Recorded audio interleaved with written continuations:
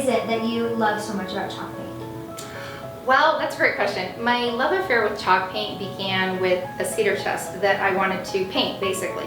It's something my parents had given me when I was 18. It was kind of out of style. It was oak, and I'd seen all kinds of gorgeous furniture, and basically I wanted to do the same thing. So I went to the local hardware store. I got some stripper, some sandpaper, and this beautiful white paint.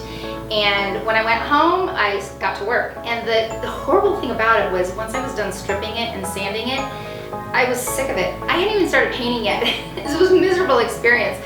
I did go ahead and paint it, but then I tried to distress it so that it would look like all those pictures I'd seen. And that's when I learned that latex paint doesn't actually want to be delicately distressed. So it was a pretty messy experience, but what got me was I had seen beautiful pieces and I couldn't understand how people were getting that beautiful look. So that's when I went to Pinterest, and that's when I learned about chalk paint. Unfortunately for me, I live in Las Vegas, so at the time there were no stockists in town. So I literally had to drive 45 minutes away to get chalk paint.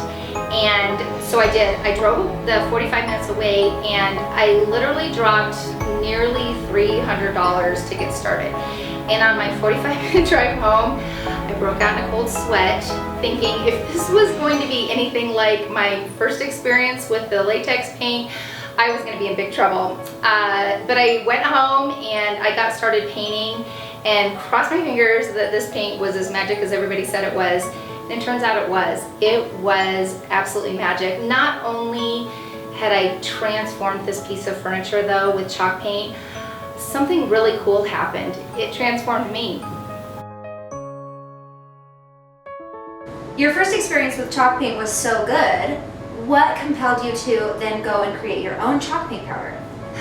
Well, like I said, my first experience was more than just painting a piece. It did something incredible. Like I said, it transformed me, and I had found more than just a new hobby. I had found kind of a form of therapy, and I just really enjoyed it. Unfortunately, at $35 a quart, it was a little bit too expensive for me. And so I really needed to find a more affordable way to do it. And so I went about looking online, because that's what we do, and I found all kinds of do-it-yourself recipes.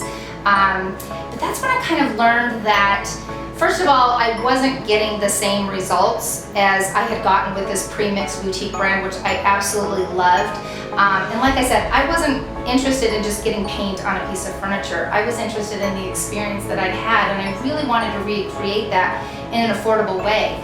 So after researching a couple of do-it-yourself recipes and figuring out why it wasn't turning out right, that's when I learned all kinds of stuff about what makes the chalk paint bond, what makes the chalk paint be able to be manipulated and to be able to be distressed, and what makes you be able to do all of those things. And that's kind of when I wish that I paid a little bit better attention in high school, because maybe I wouldn't have had to relearn everything about what makes minerals do the things that they do. But it was really important for me to, again, not just have an affordable alternative, but an alternative that at least equaled, if not, or rivaled the premix brand that I'd used, but it had to be at least that good or better.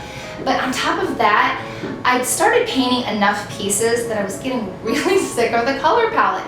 As beautiful as the colors were, I really wanted to experiment and try some different things. And again, I was having to drive 45 minutes away and buy a $35 quart of paint and either paint everything in my house the same color, or I really needed another alternative. So that's really where it started with, what it started with.